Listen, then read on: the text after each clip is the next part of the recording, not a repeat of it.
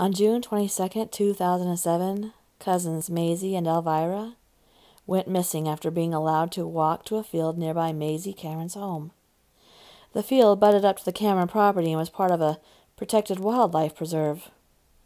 There was never any fear of the children playing in the field, as the area could be seen out the back windows of the Cameron home. Maisie had just turned 13 years old. She had curly brown hair which glowed with red highlights when she was in the sun, freckles across her cheeks and nose, and hazel eyes. Elvira was still 12, almost 13, and the daughter of Maisie's mom's sister. She had dirty blonde hair, blue eyes, glasses, and a mischievous smile. The two were as close as sisters, maybe even closer. They were never apart, as Elvira's mother, Glenn, lived just 2 houses down from Maisie's mother, Iris. Neighbors had taken to calling them twinsies, even though they looked nothing alike. So, what was different about June 22nd than any other day? Nothing. It was a beautiful summer day. The sky was clear, the flowers were blooming, the grasses were green. It was perfect picnic weather, which was what Maisie and Elvie had asked to do earlier that afternoon. Glenn had packed the girls a lunch of chicken salad sandwiches, Oreo cookies, apple slices, cheese cubes, and juice boxes. She'd even placed it in a picnic basket that she'd won in a raffle at the grade school the girls had attended.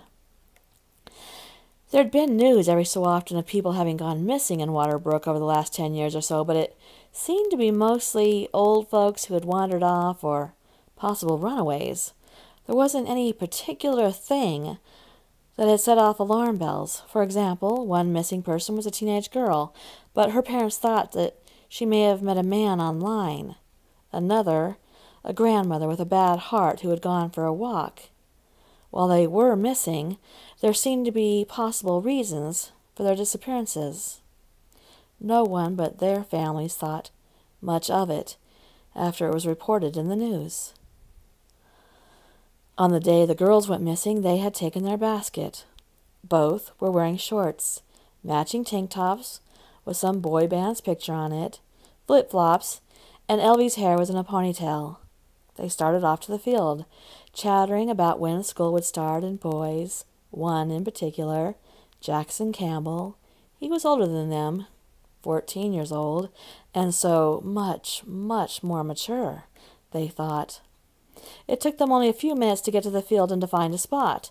There were grassy sections and then entire round sections, some filled with flowers and mushrooms, and some just encircled with flowers and mushrooms, and the girls chose the one that was encircled with a ring of tiny flowers and mushrooms.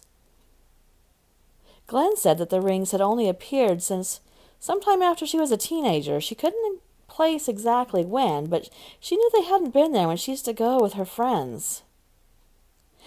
The girls thought it was fancier than the grass, and neither wanted to sit on the flowers, so it was perfect. After 3 hours had passed, their mothers were wondering why the girls had taken so long. It wasn't unusual that they'd play in the field, but they had been required to check in once per hour, and now they'd missed their second check-in time. Glenn and Iris walked to the field, both getting more upset with every step. They planned to ground the girls for the next day. They knew that keeping them apart would be agonizing to them, so all the more perfect for this disobedience. When they got to the field, they immediately saw the basket. It was just where the girls had been, inside the circle of flowers and mushrooms. There was a blanket laid down, 2 paper plates with apples and cheese cubes still on them, albeit now covered with ants. Their juice boxes opened. It was exactly as if they would still be eating. They called out to the girls, but there was no reply. "Elvira, you come here right now. Maisie, young lady, you better come here right this minute." But there was nothing. The girls lay in darkness, neither one able to see the other. They could not move, but they could hear their mother's voices. Elvira tried to yell out, "Mama, Mama, where are you?" But as soon as she did, she heard tiny feet scattering, and what sounded like tiny wings fluttering, and suddenly she began to choke. These things were flying into her mouth, down her throat.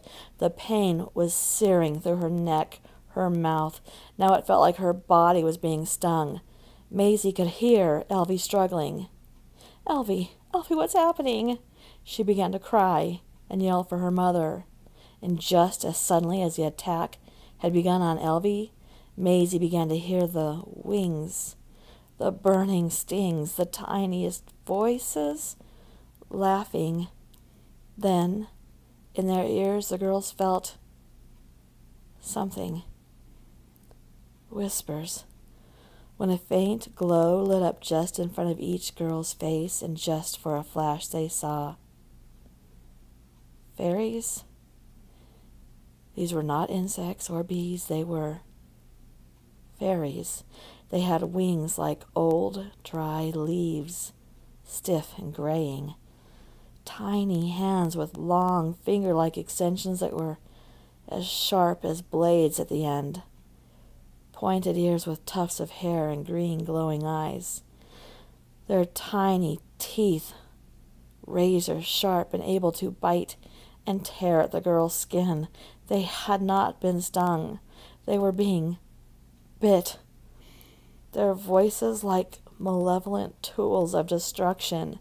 Neither girl, believing their own eyes, tried to sit up, but they could not move, and in their ears they heard the whispering. "These cannot hear you. These will not smell your decay. These will never know your decay gives life to our creations. Yous will forever be ours."